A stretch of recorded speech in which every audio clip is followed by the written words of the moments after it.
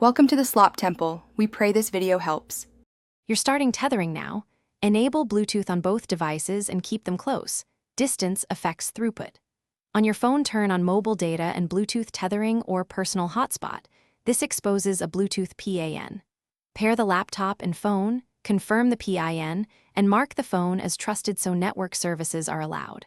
Once paired, do not open unrelated apps that may block pairing prompts. Make sure battery saver is off, because low power modes can stop tethering before it begins. Once paired, connect to the phone's Bluetooth PAN from your computer's Bluetooth menu. Choose Connect as network or internet access. Make sure DHCP is enabled so the phone assigns an IP. If it fails, assign a static IP in the 192.168.x range and set DNS to 8.8.8.8 for quick testing.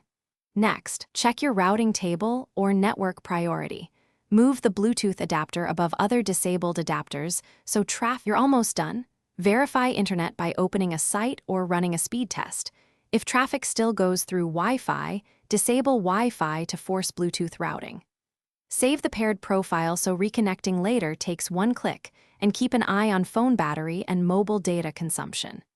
If connection fails, restart the phone's Bluetooth PAN, repair the devices, and toggle mobile data. Make sure your carrier permits tethering and that no APN restrictions are blocking access. This restart and repair step fixes most issues immediately.